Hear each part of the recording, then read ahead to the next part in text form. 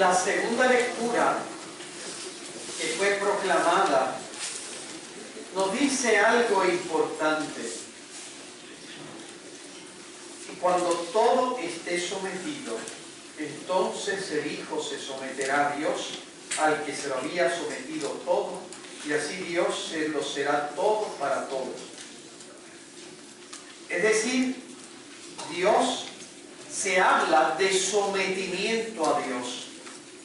Hoy en la fiesta de Cristo Rey, precisamente se habla de someternos a Dios, a su voluntad, de dejar que Él dirija el rumbo de nuestra vida.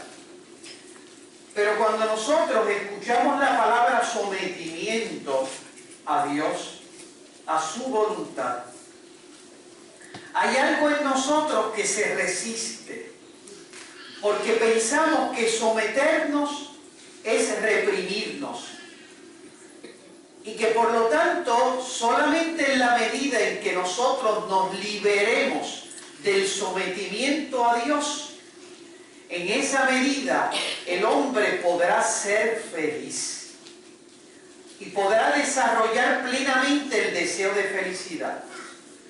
Dios se ve como enemigo de nuestra felicidad. Someternos a Cristo Rey es para nosotros, vuelvo a insistir, represión, porque eso fue lo que el demonio sembró en el corazón del hombre al inicio del peregrinaje histórico de los seres humanos en este planeta Tierra. Es lo que la Iglesia afirma con el pecado original, en la cual el hombre, en un momento de su historia, al inicio, comenzó a ver a Dios por instigación del demonio, comenzó a ver a Dios como una especie de frontera represora. Liberarme de esa frontera, los hombres entendieron al principio de la historia, es desarrollar mi felicidad.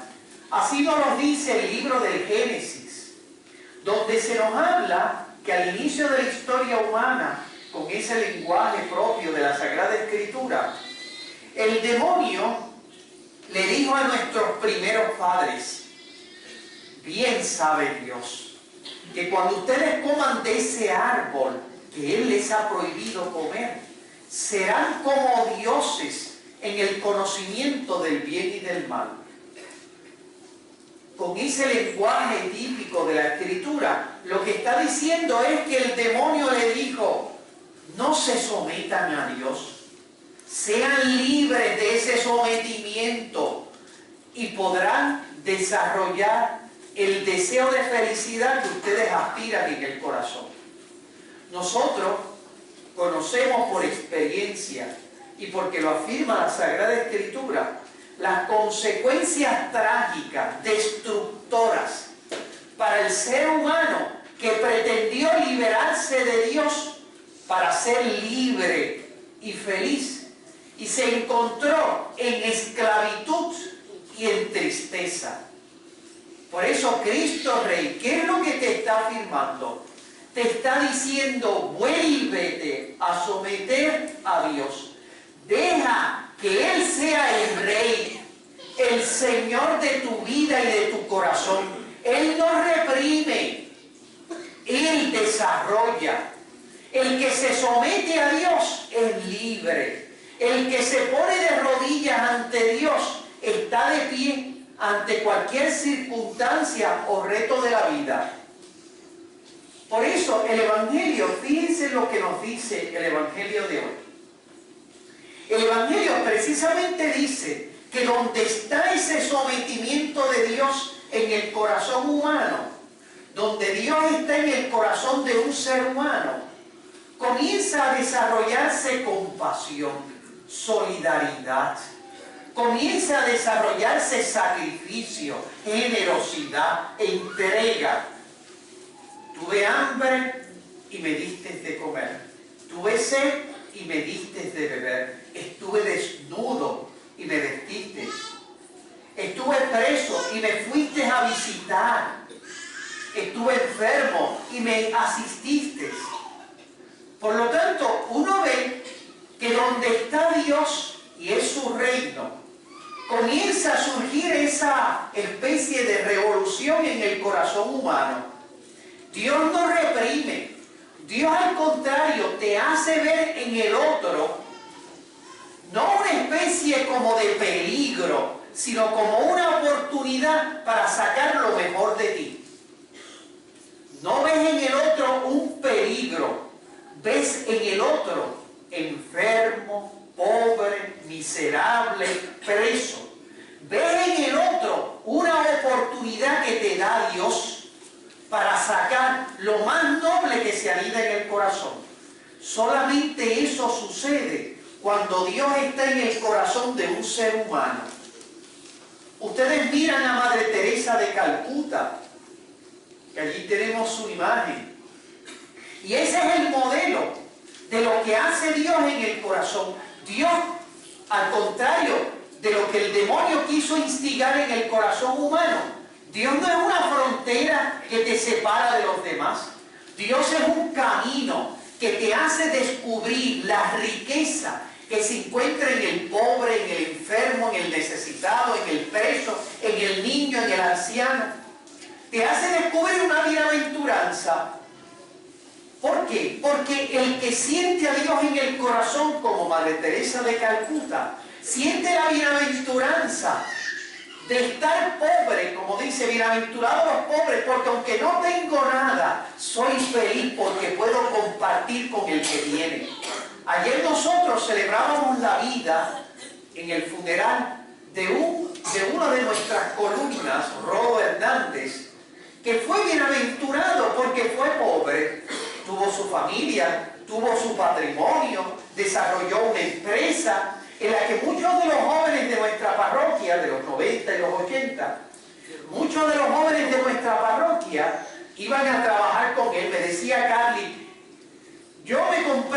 muchos de nosotros nos compramos bicicletas porque él nos dio la oportunidad de trabajar en los catering que él hacía. Es decir, él era bienaventurado no porque acumuló riqueza, sino porque fue pobre, porque la supo dar. Imagínense, cuando uno mira pobreza, cuando uno mira esas bienaventuranzas que suceden cuando Dios está en el corazón, que te hace descubrir una sensibilidad. ¿Para qué yo quiero dinero si lo que yo quiero es hacer feliz a los demás? Por eso es que uno es bienaventurado, porque es pobre, como dice la Escritura. No es porque tiene miseria, es porque tiene esa riqueza, y para él esa no es la clave, es hacer feliz a los demás. Miren, yo entendí la bienaventuranza de los que lloran, como dice, bienaventurados los que lloran, porque ellos serán consolados. Precisamente viendo a un niño de nuestra parroquia, hoy que celebramos el Divino Niño, que dice precisamente, yo reinaré. A Jesús, aquí está su mami. Su abuelo vino ayer a misa, estuvo ayudando en la misa de Rodo, que servía para la misa dominical. Su abuela, yo les contaba de que le enseñó un video en el internet a unos niños africanos que estaban buscando, y es verdadero, no es una película de montaje, estaban buscando comida entre basura. A él eso le impresionó. Su mamá, que está aquí, llamó después por la noche porque el nene estaba llorando, pensando que esos niños se iban a morir de hambre. Ese niño es bienaventurado porque llora, porque es capaz de descubrir, sentir el dolor y el sufrimiento de unos niños hambrientos. Son unas lágrimas que sacan lo más noble de su corazón. No son lágrimas que lo desequilibran, son lágrimas de una compasión solidaria. Por eso yo entendí, bienaventurados los que lloran, porque ellos serán consolados. Ustedes se imaginan que actualmente en Brasil hay lugares donde tú caminas por Sao Paulo o por las grandes ciudades de Brasilia y hay niños en la calle que no tienen a nadie, que duermen en la calle, que se pasan entre basuras, y no solo la sociedad gubernamental no les importa a esos niños, sino que a veces pasa la gente por el lado de ellos y los ven en miseria y no sienten nada en el interior que se le conmueve. Esa gente no experimenta lo que es la bienaventuranza de los que lloran. La bienaventuranza de un niño de 6 años que sin duda siente que Dios le está abriendo, no la frontera, como el demonio nos dijo, es que Dios es frontera. Y lo que quiere Dios es que tú estés reprimido. No, ese niño ha descubierto el camino de la solidaridad. La frontera se rompió. Él siente como propio el sufrimiento de un niño africano que él nunca en su vida ha visto. Precisamente Madre Teresa de Calcuta descubre ella, dice, que ella pasando por Calcuta, ella vio a un agonizante que se estaba muriendo, podrido en la calle de Calcuta, y que los carros y la gente, Calcuta es una gran ciudad, pasaban por el lado sin importarle lo que ese pobre agonizante, que ella decía tenía hasta los gusanos ya. Y ella dice, algo en mi interior me sentí que decía que era Jesús que me estaba diciendo, tengo sed, como aparece en la Escritura. Y dice ella que lo cogió como pudo, lo limpió, lo cuidó y decía, ella lo recogía, yo he vivido como un perro y voy a morir como un ángel. Esa es la bienaventuranza de los que lloran, de los que son pobres, porque en el fondo no es acumular, es yo sentir, es que esto no es lo importante. Yo soy bienaventurado porque puedo dar. Es bienaventurado el compasivo. Es bienaventurado el que incluso va contracorriente. El que siente que la sociedad tiene que estar cimentada sobre unos valores de solidaridad diversos. Ustedes no están viendo ahora que estamos nosotros viviendo un momento histórico donde un grupo de personas espontáneamente de todos los colores y razas y lenguas se están levantando en Wall Street y en otros lugares, en otras ciudades, porque se resisten a creer que haya un niño que tengan que buscar en una basura comida, mientras hay otros que viven en una abundancia que es una especie como de escándalo, despreciativo contra aquellos que no tienen nada. Es un escándalo. Ustedes ven este movimiento que han visto en estas distintas ciudades, donde ellos dicen, no es posible que un 1% sean los que determinen cómo se tiene que estructurar la división de los bienes de la tierra, mientras un 99% no puedan decidir el futuro de esto que Dios ha creado para todos. Porque sobre la humanidad de este planeta, afirma nuestra fe, pesa una hipoteca social y de solidaridad. Eso es lo que nos dice hoy el Evangelio. Fíjense que Jesús está juzgando, está de alguna manera diciendo, quien me tiene en el corazón, descubre un camino, le entrega a los demás. Nosotros en Puerto Rico, díganme ustedes, si no es esa misma ausencia de Dios que nos dice el Evangelio que fue proclamado. Porque fíjense, el Evangelio nos dice, tuve hambre y no me diste de comer, tuve sediento y no me diste de beber. Una insolidaridad, un egoísmo, una insensibilidad, un no sentir lo que sintió Jesús cuando vio, Jesús el nuestro de la tierra, Jesús Andrés, lo que sintió Jesús Andrés cuando vio a aquellos niños con hambre. Sintió algo en su interior que se conmovía. Estos no vieron en los demás una oportunidad. Estos vieron en los demás un peligro. Es alguien que me quita algo y no que me da. Porque cuando yo me doy al pobre, al necesitado, al preso, yo de alguna manera, más que dar, estoy recibiendo. Porque hay más alegría en dar que en recibir, afirma la Sagrada Escritura. Y fíjense bien, díganme ustedes en esta sociedad nuestra, insolidaria, insensible, egoísta, en la que no vemos a los demás como una oportunidad, sino como un peligro, porque es una sociedad llena de asesinatos, es una sociedad en crisis económica, y son todos estos factores que van creando en nosotros una especie como de autodefensa egoísta, en la cual nosotros muchas veces decimos, sálvese el que pueda. Eso no es lo que nos dice el movimiento del Evangelio, que no habla al contrario, nos dice, el que quiera salvar su vida la perderá, pero el que pierda su vida por mí y el Evangelio la salvará. Es una especie como de movimiento distinto. Aquí la clave es perder, no es ganar. Porque ¿qué es lo que tú pierdes? Perderás riqueza, perderás el tiempo, entre comillas, pero ganas algo mucho más importante. El Evangelio te lleva a un movimiento absolutamente contrario, el movimiento de la generosidad. Miren si es así. Díganme ustedes en este país nuestro, hoy en día, donde las cifras de asesinatos se han disparado, cuando ustedes miran lo que está pasando con los ancianos en nuestro país, hace décadas pasadas, nuestro país veía como una oportunidad la ancianidad. Era una oportunidad hermosa de un poco agradecerle todo lo que ellos nos han dado de trabajo, cariño y esfuerzo. Y por lo tanto las familias sentían como un honor el poder servir a los ancianos en su etapa final, que no era fácil, no fue fácil antes, no fue fácil después, y no será fácil. Sin embargo, ellos no veían en el anciano un problema, veían en el anciano una oportunidad. Tuve hambre y me diste de comer, estuve solo y me visitaste.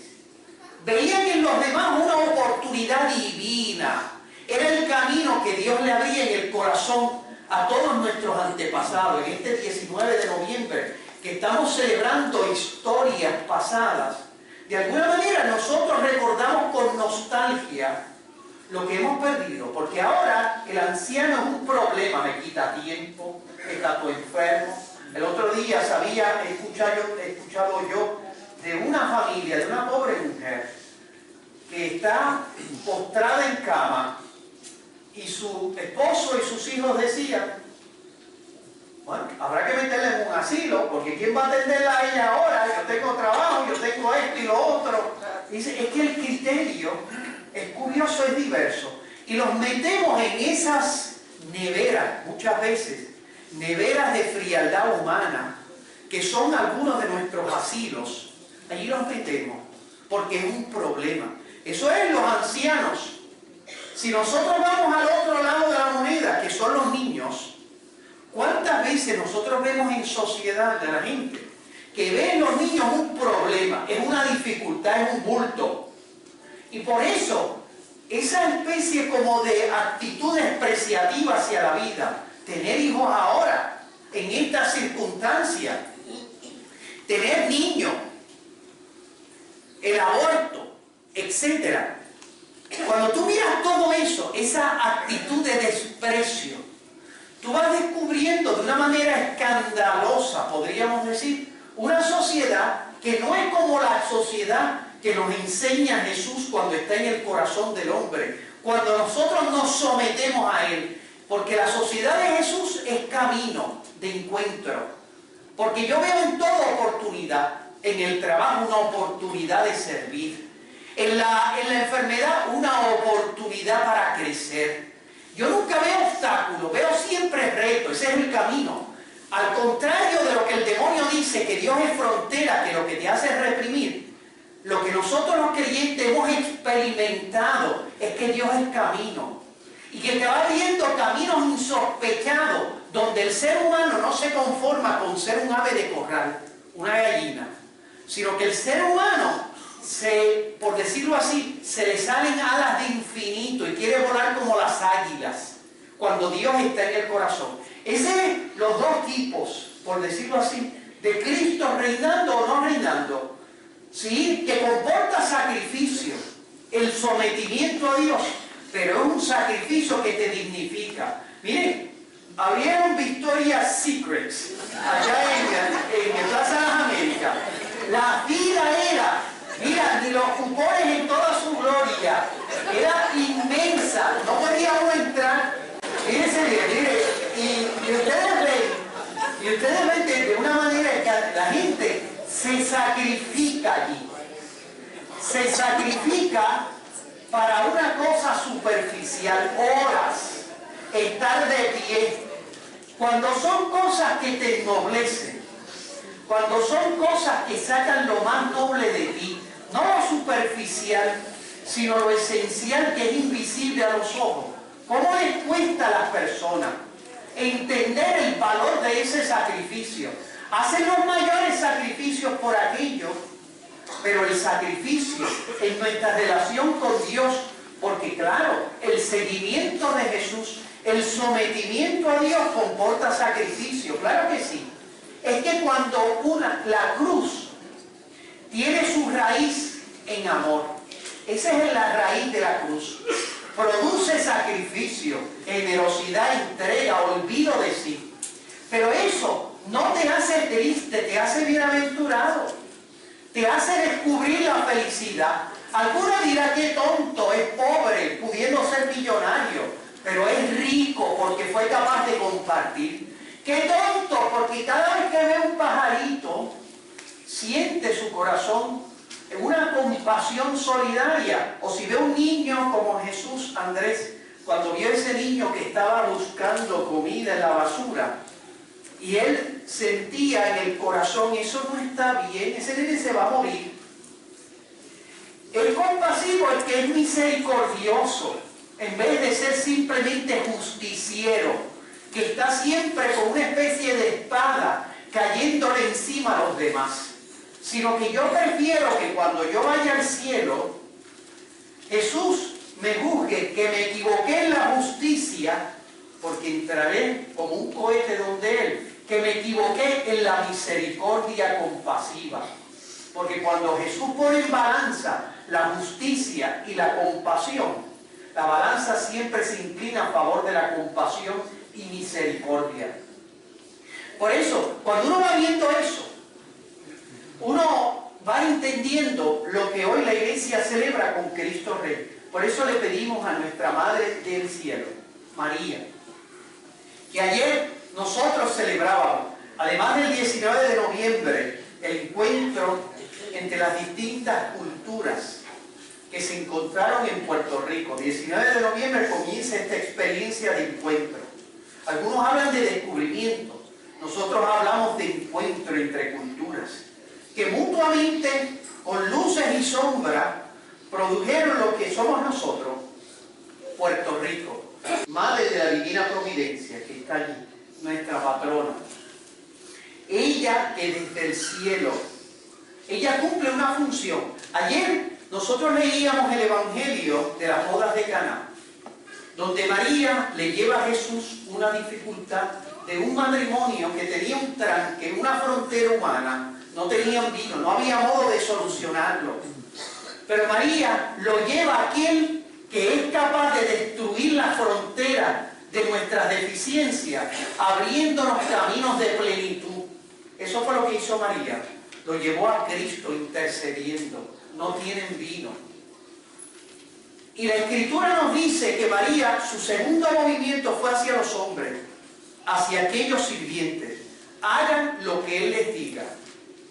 Dice es María, porque María le estaba diciendo a aquellos hombres, láncense a la aventura. Ustedes ven dificultad. Cuando uno deja que Jesús tenga la última palabra, uno ve oportunidad. Por eso María les decía, hagan lo que Él les diga, sométanse a su voluntad, a su reino. Dejen que Él reine en su vida. Sométanse. Así es que hace María. Ese es su mensaje continuo en toda la geografía de sus apariciones, Lourdes, Fátima, Guadalupe. En toda la geografía de sus apariciones siempre es así. Es un lugar donde María ora por nosotros, porque hay que someterse a Dios. Y las cosas se resuelven cuando uno se somete a Dios. Pero a la vez María cumple esa función de mamá que enseña. Hagan lo que Él les diga, sométanse a su reino. No tengan miedo, porque Dios, es lo que siempre nos dice María, Dios no nos va a quitar nada. Dios le va a dar todo. Él no quita nada, Él da todo. Ese es el Dios que María da testimonio y el que María quiere infundir en nuestro corazón. Por eso le pedimos a María desde el cielo que nos ayude a nosotros a someternos plenamente a Dios. Así sea. Amén.